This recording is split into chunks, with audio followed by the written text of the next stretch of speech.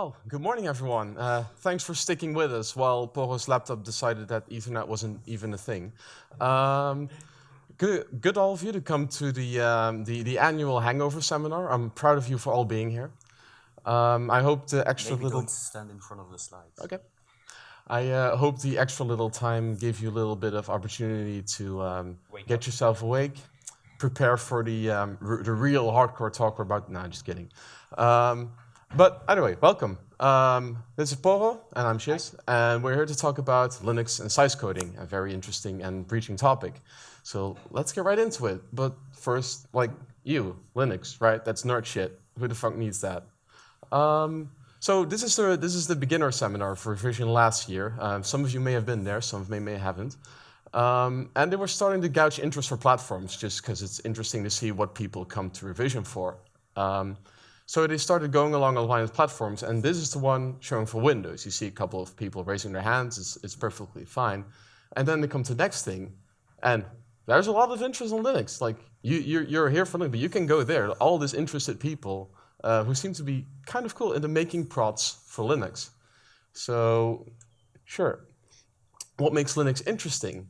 Why do people care about it?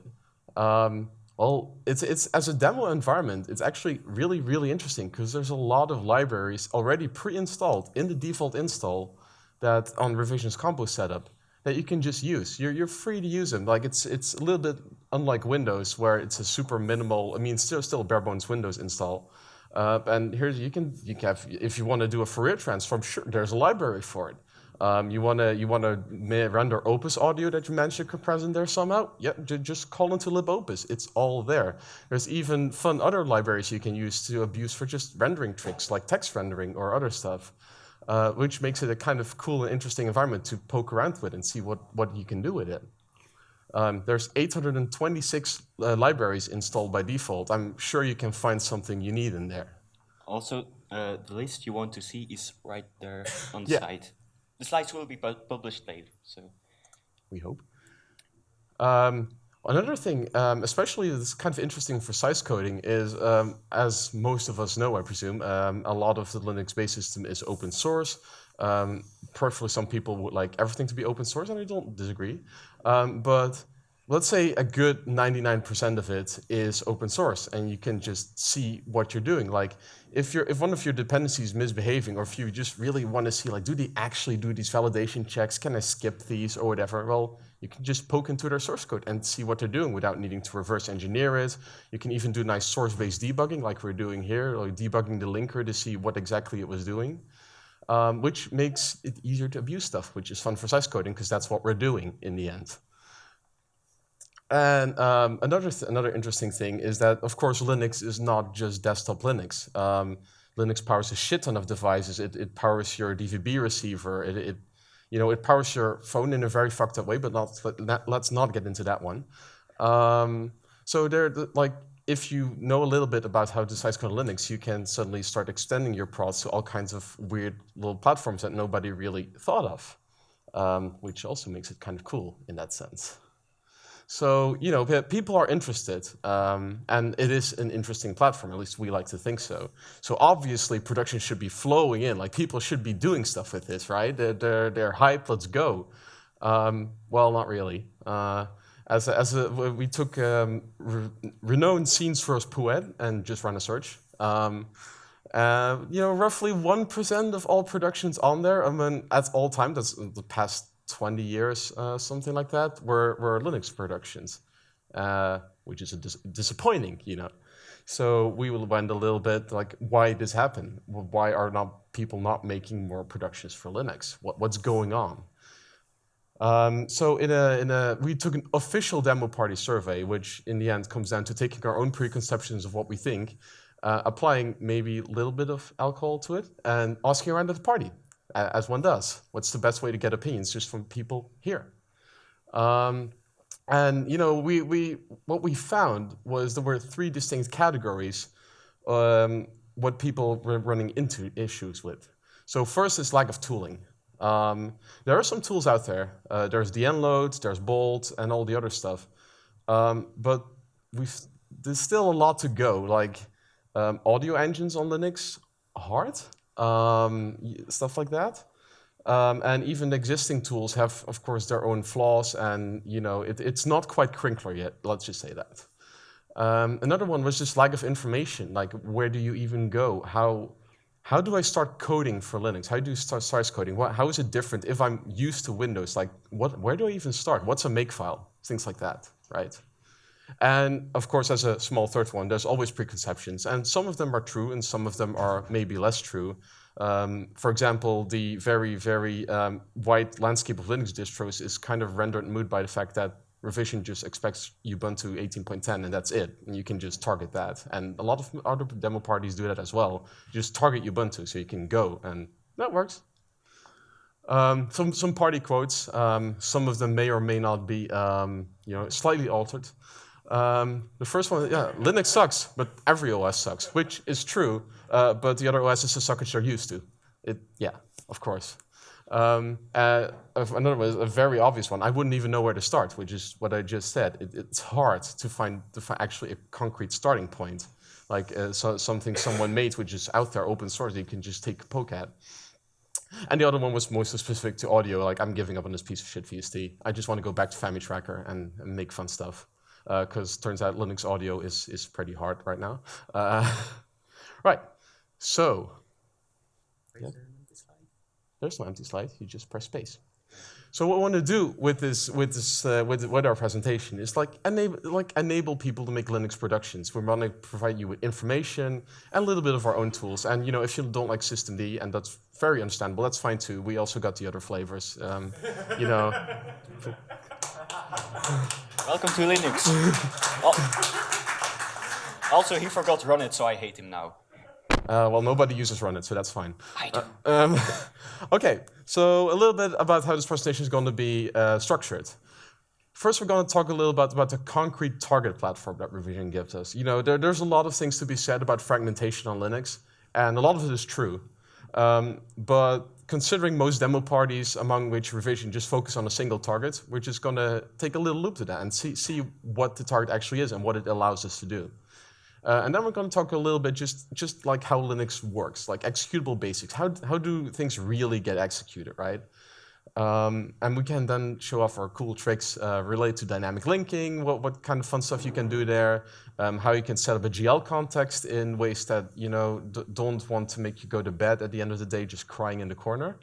And of course, crunching it all down, like applying compression to it, making it smaller and smaller, because this is in the end a size coding talk. And at the end, we'll discuss a little bit like what can be done, since of course we added some tools, but we're definitely not infallible, and there's a lot of stuff that's not there yet. So we kind of want to try to encourage people to come and participate in the Linux size coding community, and be that by maybe helping with tooling or making prods. Like either one works. It's great if people are just interested in Linux size coding in general. Also, the TOC is slightly bullshit because of some last-minute slight modifications. Okay, so let's start about our target platform. So most of this is straight ripped from the revision side. What you get is the latest Ubuntu, which is, as of this moment, I think not entirely correct, because the latest is 19.04, but that really coincides with the revision release, so I understand that they're not going to update immediately, which means it's 18.10. It's 64-bit. It has a proprietary NVIDIA driver installed. Some people like that, some people don't like that. I'll just leave it in the middle whether it's a good or a bad thing, but just know that it's a thing. And it's just default packages only. And it says only really, really bold, but that's still a lot of packages. That's a lot of packages. Except SDL. No SDL. I got my introduction running, and SDL was accepted because there is some not released unofficial information that SDL was accepted. So oh, really? Okay, so yesterday, 2 days ago, I started porting into GTK3, didn't finish it, and then was they said, we forgot. I'm sorry. Yeah, SDL is okay. So okay, so a remark from the audience for the is stream, someone just told us that SDL is okay. So one part of our presentation is now bullshit. Well, depends. What works for revision may not work for other demo parties, so it still applies. Yeah. But it's good to know. So for revision, apparently SDL is accepted, which makes things a little bit easier. Moving on. What are the consequences of this, right? So it uses glibc. It uses glibc's dynamic linker, LDSO.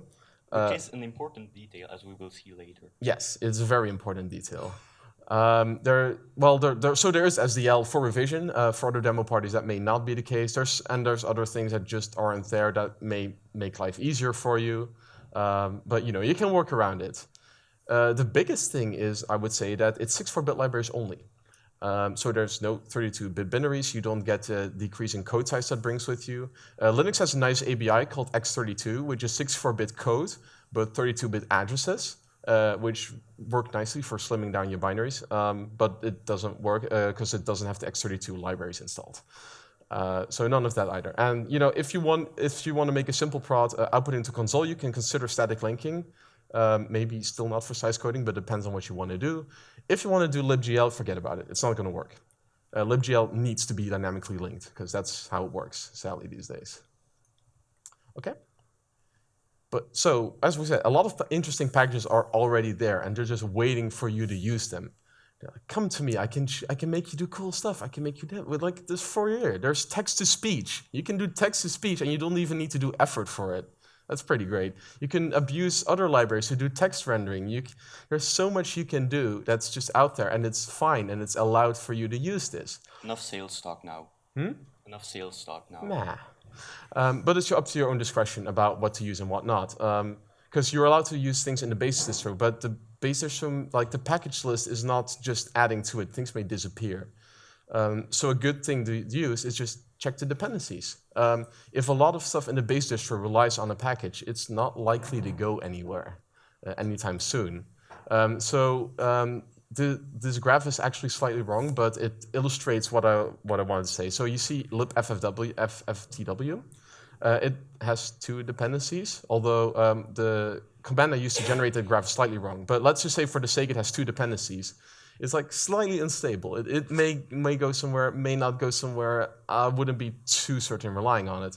If you take libvorbis, yeah, that shit ain't going anywhere. That's just going to stay in there forever until the end of time, and we're going to have vulnerabilities from this 20 years down the line. Yeah. Now it's no more sales talk. Yeah. Okay, so let's talk about ELF. Let's talk about basic Linux executables. ELF is the executable linkable format, and it's basically the standard for Unix executables.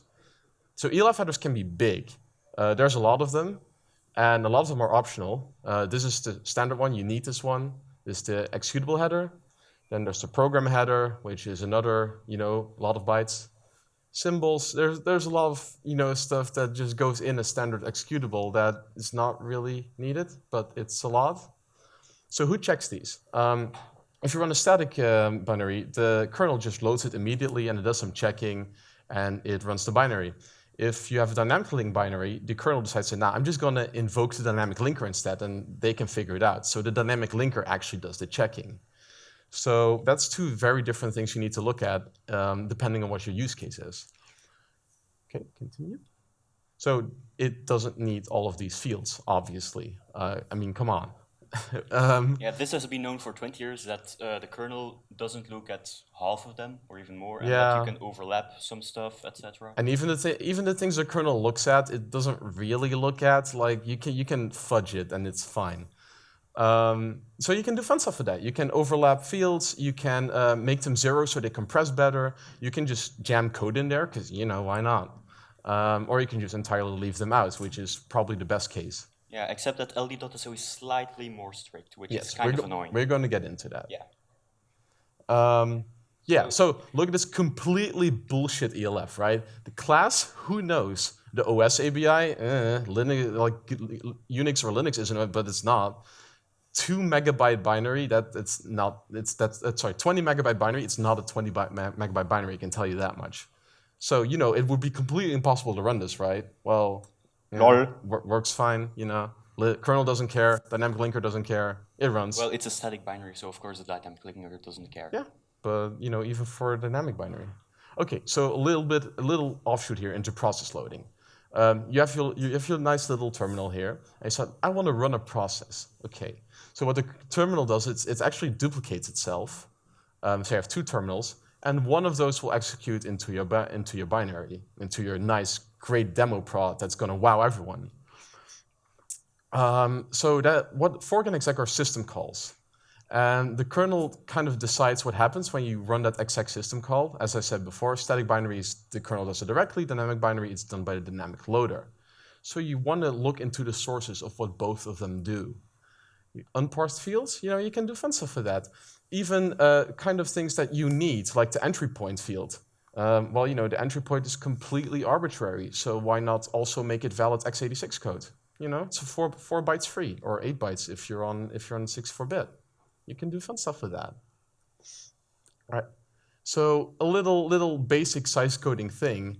The default entry point, if you compile C code, is the C runtime library. It's huge and you don't want it. Yeah, so it's CRT0, CRT1. CRT means C runtime library. Surprising. You don't really need it unless you're going to do a lot of libc calls, which you probably shouldn't anyway in the size coding demo. No start files. Pass it to GCC, no problem. And you could just write your own entry point and just see what the kernel does. It passes it in the stack in a certain format. Here it is.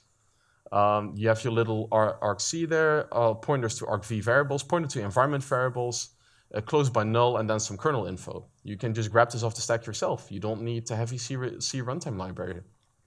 The only trick here is that the stack is not aligned by default.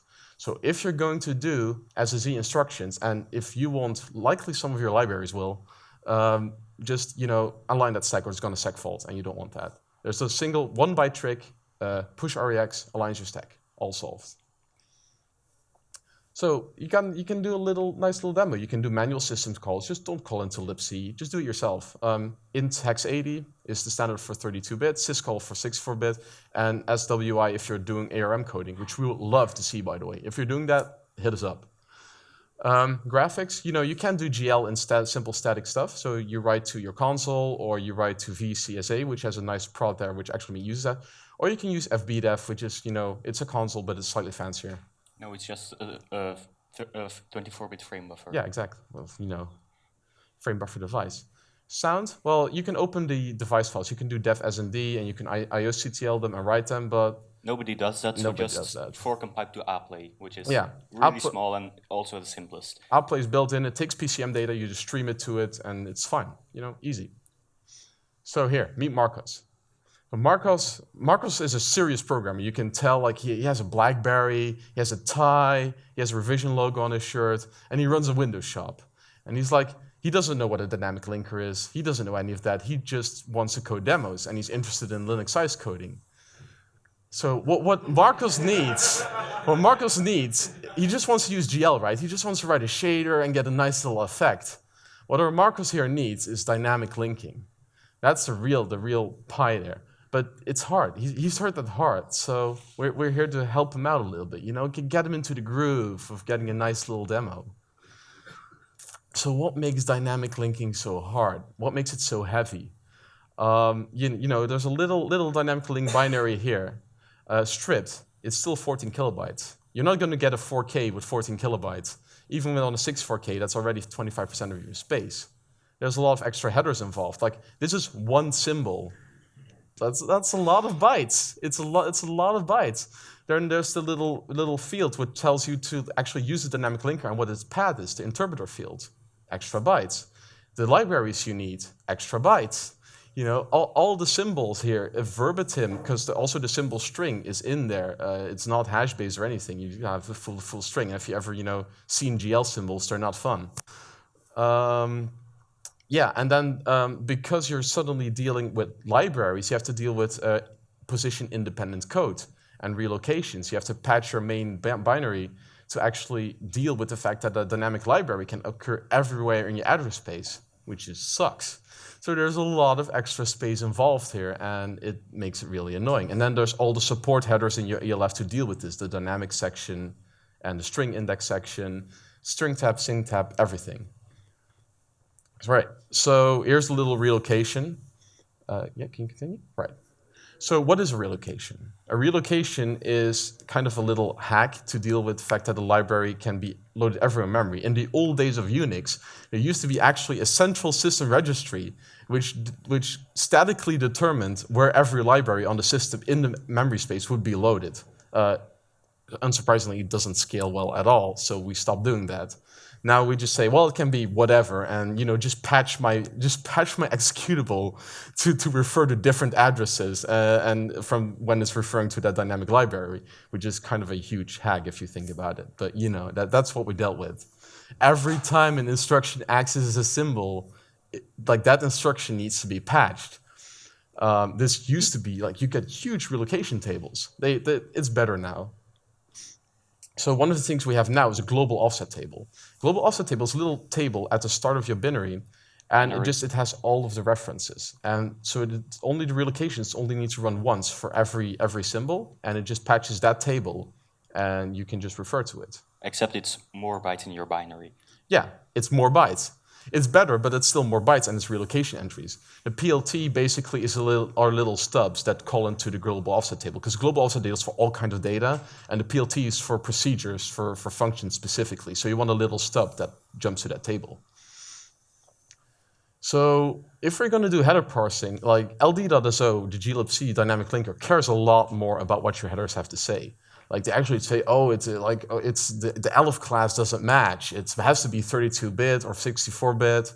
It has to have this right ABI. So suddenly you're not going to be able to do exactly as much minimal headers as you would with static linking. And you need the dynamic linker to do anything at all when it comes to dynamic linking. Because you're not going to write your own ELF parsing code, especially not in a sizecoding prod. It's hard, it sucks. So extremely minimal headers are a little bit harder. And there's nice implementation like bbgl, which kind of proxy GL calls over a TCP tunnel, but it's not installed on your distro. So there's actually a solution for this. Nobody said we had to use the dynamic linker all of the time, right? It's not an all or nothing thing. So what if we just barely make our headers acceptable enough that LDSO will at least treat it like, okay, this is a binary I can conceivably execute, right? And then just do everything else ourselves, because we have the LDSO do the heavy lifting of loading the libraries, but symbol resolution, relocate, we can do all that garbage ourselves, and we can save us all the header space that we want, which is very useful. And we can do import by hash. Suddenly we don't have to store all the symbol names anymore, because we're doing them ourselves anyway. All right, so there's prior art on this. People have done this before, people have looked in this before. And we're going to briefly go past them. There's Bolt, which as far as we know is the first one we've seen doing this on Linux. And it's basically the basic description of what I said. But it takes an input object file, it processes all of its relocations manually, and then patches it up. It's not really portable because it does all the relocation processing itself, and if a new relocation type is added or a new architecture is added, you have to go into its internals and add code to deal with all of this. And also it hasn't been updated in a long while and is broken now because of the compiler, because of these relocation types got added. Then there's dnload, which is somewhat more recent. It's portable, and it has a GLSL minifier for free, which is kind of cool. It has all the linking stuff kind of implemented on its own. The problem with dnload is that it's very intrusive. You have to code specifically to deal with the dnload. You have to call its linking step inside of your executable, and then you can't just call printf. You have to call dnload_printf, and it really only works with C and C++ because it takes those source files. And it has a hard-coded list of symbols and what library they map to. Which is not ideal because it's a pretty small list and you have to add it to source code to figure that out. And until recently it was broken on Linux, so it's not ideal. So when we introduce our little thing, we're introducing small, the simple, shoddy, smart, depending on whether it works or not, it's simple or shoddy, min-size oriented linker. It's our little attempt at just unifying all of this stuff and making it work. So we want to make it simple. All you need to do in your build system is replace your linking step with small, and it'll take care of it. It just takes the same flags as your LD, it takes the same object files as your LD, and it'll poop out a binary just the same. Also, currently the 32-bit version is broken, but there's a fix incoming. Yeah, Dad. I'll have you push it after the talk.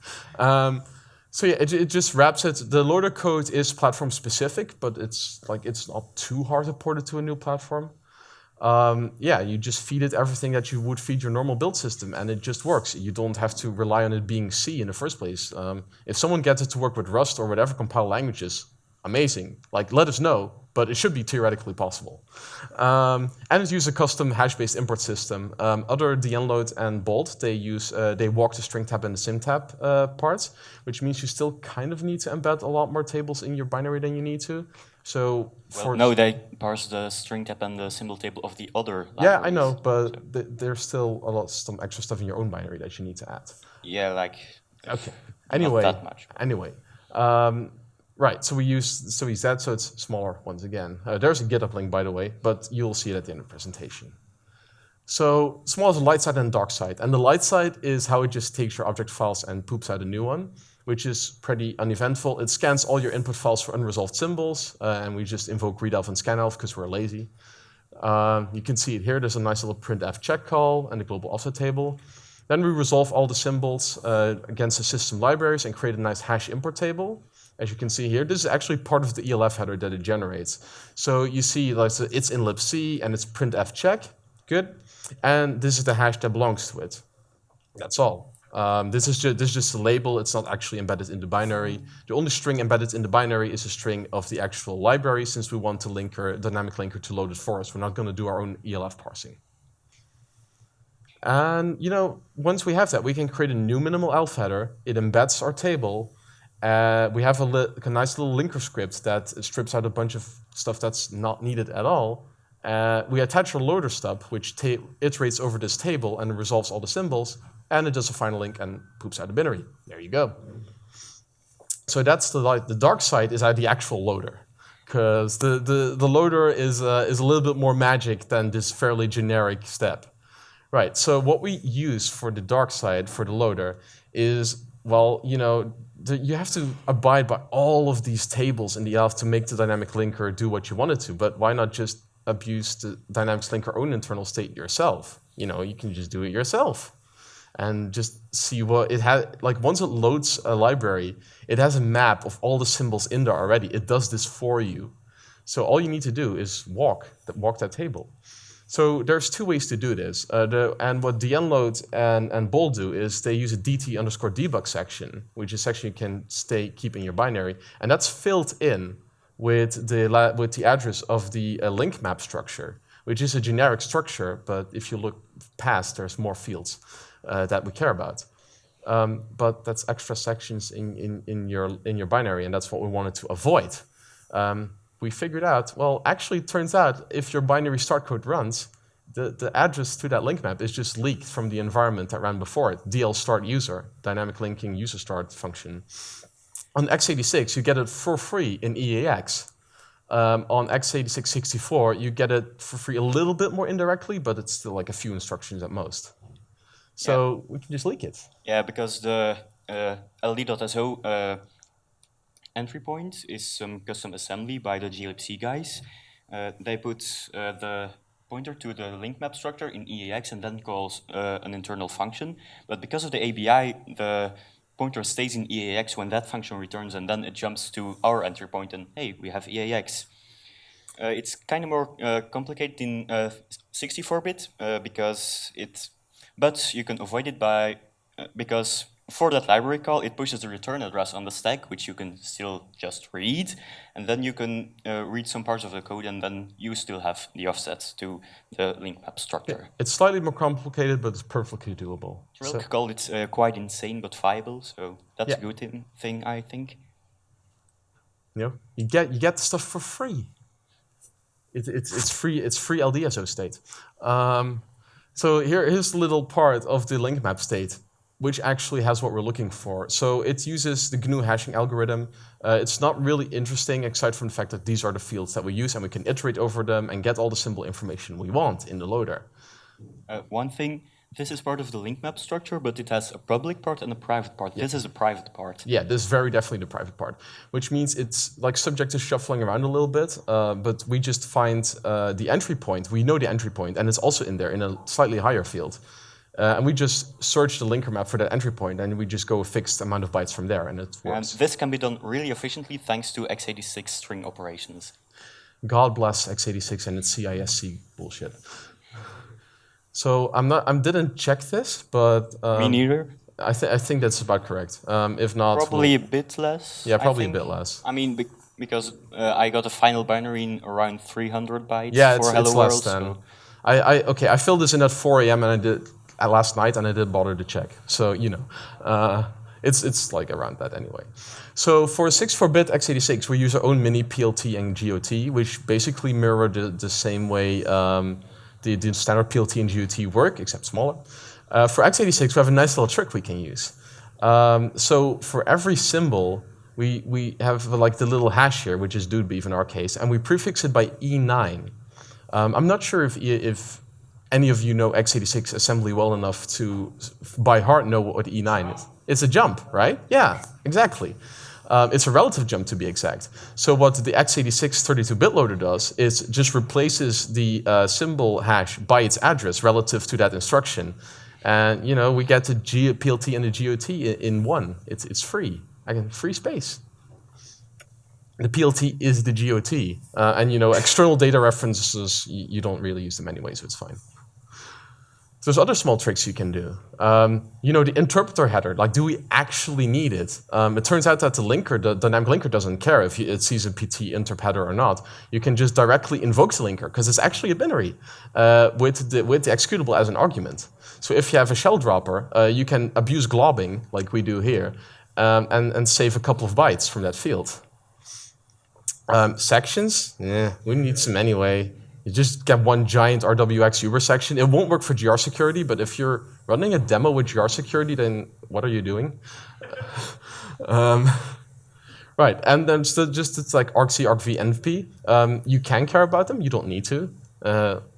Not passing them saves bytes, so it's a few bytes, but it's there. You can bring your own environment anyway. You can set it yourself. yeah, one thing, X does need the environment, so well, you technically still have to do that's this. environment that you bring yourself, optionally. Speaking of small tricks, let's talk about compression. And for that, I will leave it up to Poro. Yeah, so this is what has been done in the last 20 years. People have been using shell droppers, which is simply a small shell script that parses the rest of the file and decompresses it and then runs it, which is really small, but yeah, it's not ideal. Well, they suck, obviously, because they have to touch a file system, and /temp might be no exec, and well, it's shell, so fuck that. And also, all the default compression methods, so gzip or xzip or lzma, use some kind of lz thingy, which sucks for x86, as has been known for a long time. I mean, you can watch Gabby's talk on Crunchy for that. One of the important things is that touching the file system is that you don't know if you don't know if the current directory is writable. It may or may not be, and you don't know if temp is executable. It may or may not be. So there's no really going forward a path that you can guarantee works. So there's a small hack for the /temp part, which is simply use an assembly stub, which does the same as a shell script, except it uses the mfd create syscall to do everything in memory, and it's slightly larger, but it works, and it's fun. So you left out. No, wait. No, it's okay. Yeah. Okay. So there is a project ongoing called Xlink, which is something. Well, it uses a compression algorithm comparable to the one Crinkler and Crunchy use. Except it uses a more general approach than Crunchy, a bit like Ferris work in progress packer. It's made by Unlord of Xylem, who isn't here at the moment. You should ask him. He's watching along. He'll be here later today. Yeah, probably. It's only a proof of concept for DOS, but we're working on making it run on Linux, so this will be fixed really soon. Just wait a few more weeks or months. So, of course, you might not want to do everything in assembly, especially when party coding. So, you sometimes have to fight with the C compiler. So, I saw you shuffle tab around. So Yeah, except you broke one thing. did I? Yeah, this has to be core 2 because the core 2 instructions are the smallest. Okay. Then presume I said core 2 there. It's fine. Because core 2. So yeah, you can use these things. There's, well, the difference between O2 and OS is that OS is supposed to generate a smaller binary, except it doesn't always do it. So you should try both. The one thing with O2 is that it does align branch targets and inserts a few knobs, so you might not want to do have that. And there's lots of stuff to get rid of all the bullshit that comes by default. Yeah, especially the bottom line is important. The bottom line is the set of flags that small needs to work. Yeah. Yeah, for linker, this same also for the has March to, applies. Yeah, this can be used to merge multiple object files into one, and you can use LTO with that because small can't work with LTO because reasons. Yeah. And of course, you can use a function section and data sections with GC sections to remove all the unused crap in your binary. So now we can finally start trying to load a GL context, which, well, usually you do with get proc adder, which kind of sucks, but you don't need to because as of recently there's a thing called libglvnd, which provides its own libgl.so, which simply exports all the functions and you can just import them as usual using small, so that's solved. So one way to create a GL context is to use X11 and GLX, which, well, here's a code example. I'm not going to show it all because X11 and Xlib are goddamn verbose and it sucks. And also it's brittle and you don't want to use it. So you could try using EGL, which is slightly more portable, and you can do a few hacks with Xlib to make the window creation stuff a bit smaller, except that EGL as itself is more verbose, so it still sucks, and you don't want to do this either. So there's this thing in the manifest file. It's called libgtk. You might have heard of it. It's kind of obscure. And it turns out that it has a GL API thing, so you can create a GL context, and you can just use that, and it's quite small, and here's the code. Blackwell made it, so props to her. Yeah. She's been doing a lot of good stuff, so you should check her out in general. So we now have GL in. This is an optimized C code, and this shader is also not minified, and it's around 2K.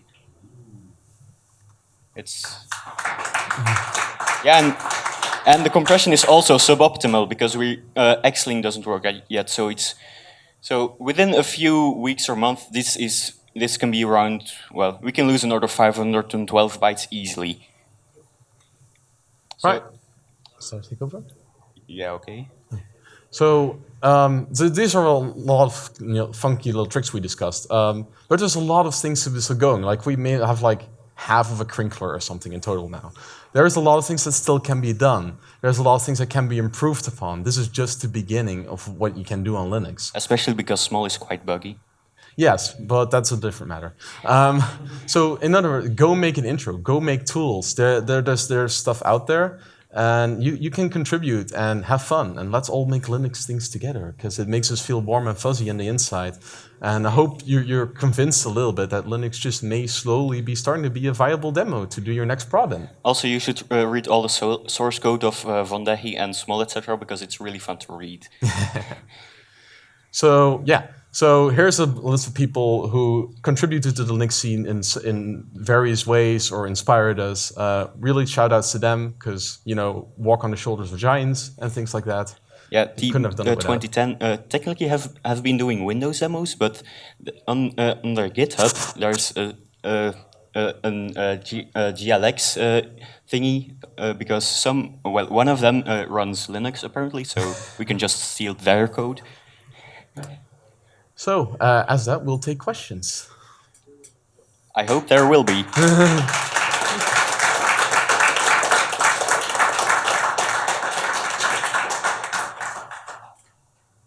Any? Yes, Prova? There's like a huge list of topics that I would like to discuss with you, but Yeah. basically I was doing a lot of Linux small size things Yeah, like we've seen. 5-6 years ago. Yeah. Something like this. My experience was that like it's using SDL, it's possible to create a GL context and Yeah. a simple thing in like 400 bytes or something. Mhm. So plus like a couple hundred bytes for simple shaders, so it's around like 800 bytes from like 2K.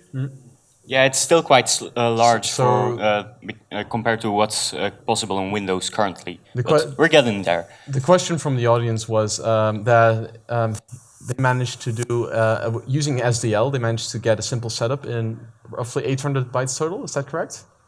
Something like this. Yes. Well, Yeah. on Linux, I presume? Yes. So my first of the things that I did was like 1K intro with music and with a simple plasma shader or something like this. Yeah. Yeah, 1Ks are possible with SDL, because with SDL you only have to call a few functions, and that is not the case with even with GTK, etc. So 15, I use SDL for my production of Yeah. yesterday.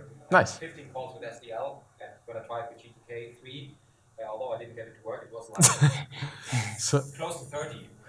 another remark from the audience is that it's about 15 calls to make it work with SDL, about 30 with GTK3, and it doesn't work. Although I'm sure we can resolve that. Yeah, so it's your interesting real experience. We would like to talk about it with you later. Because another thing, which is what we address as sort of presentation, like the info is kind of here and there. So we really like people to have there's one no place to share central way to techniques. So that would be where nice. all the knowledge is. So you have to look for them, and then of course you miss stuff, which sucks. But yeah, no, definitely hit us up. We can talk later. Wait, are there any other questions? Yeah, let's. Of course. If there are no other questions, I would ask about like this GTK thing. This is, Yeah. I didn't know this, but so these calls, like there are a couple of calls. They create GL context, but what window do they use? Like what the window behind it? Oh yeah, the Windows stuff is also created using GTK itself, because otherwise you have to use X11, which sucks, and then you have to transfer all the X11 state to GTK, which probably sucks even more. Yeah, So it's just not use just these two GTK calls, for but everything. it's just to indicate there's a GTK GL API. You have to use GTK around it to create a small window. So it's a couple of GTK calls, basically. You can have my phone and fix the bugs, yeah. Yeah, here is bug-free code, by the way. Yeah, I will just use that. Yes. Interesting. Thank you. More questions? And another Wait, maybe Well, the guy in the left. Then to the right there, yes. Have you considered like sending patches to the official linker that maybe in a few years down we can get like nice behavior? So Yeah, well, the problem is that makes then the linker will check fewer fields, which they probably don't want to do for security reasons. Also, it's cheating because, of course, we can make our own distro with all the stuff installed, and maybe we might be able to hide an intro in there, so we technically can have a 0-byte Linux intro. I think the main thing is I don't think the GNU project who maintains glibc is particularly interested in these kinds of patches.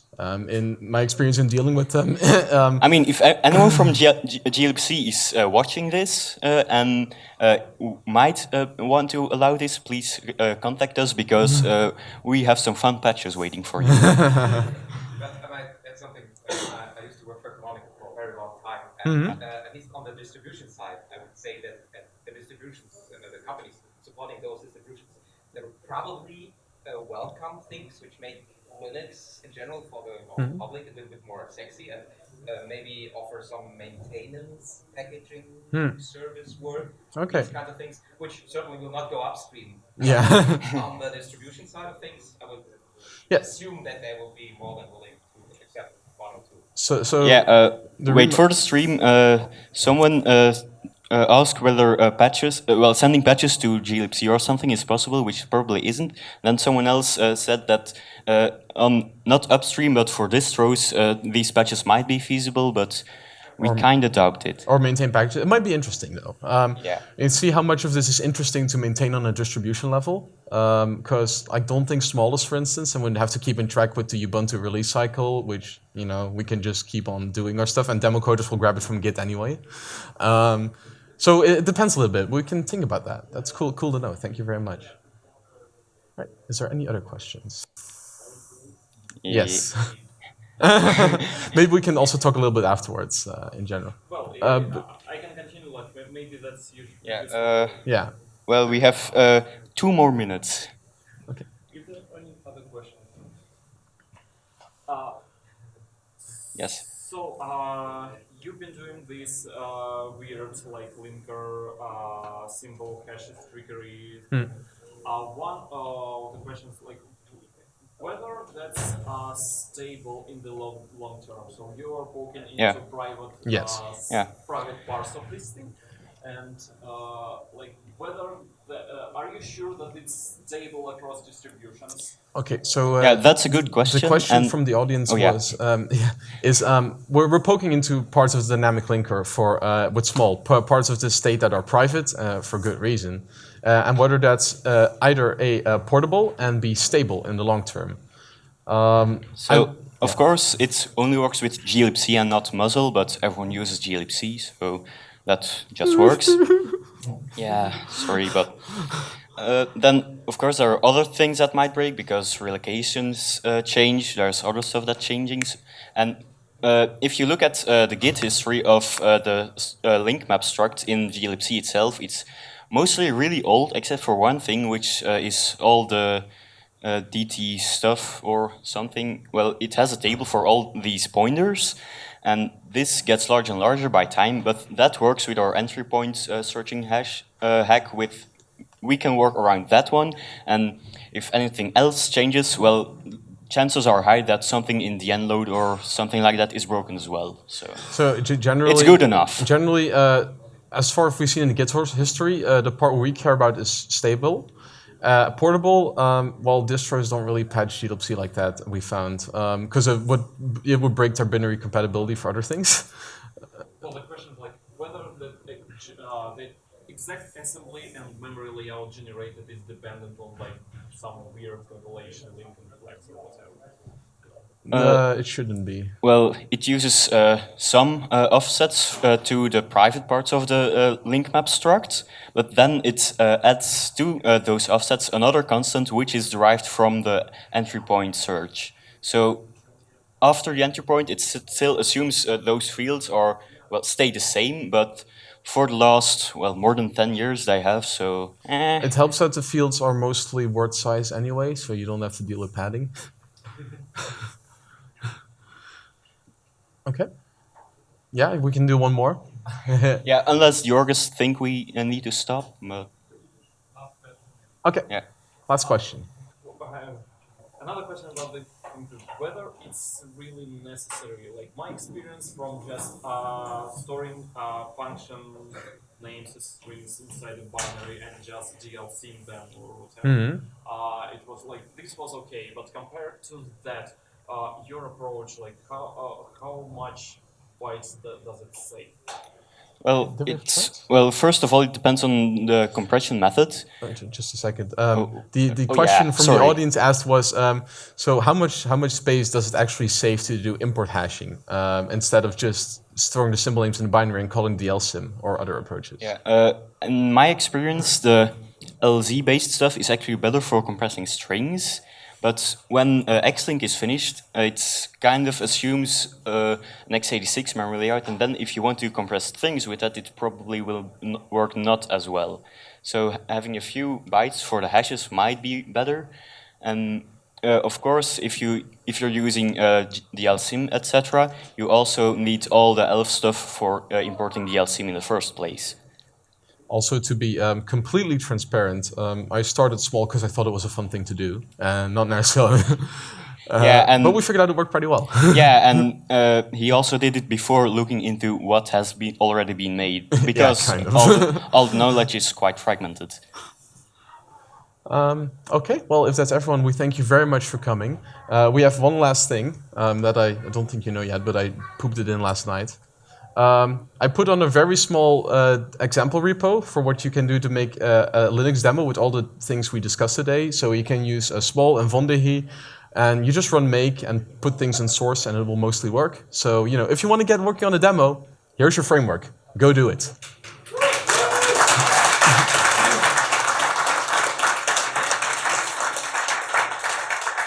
And also, We have an IRC channel. Go there. If you're interested, talk about stuff, talk about techniques. Let's chill, or just come hit us up here at Revision. We'll be here all day and tomorrow. Yeah. Thank you. Well, except that you probably want to go to sleep now. Sleeping is for weak, dude.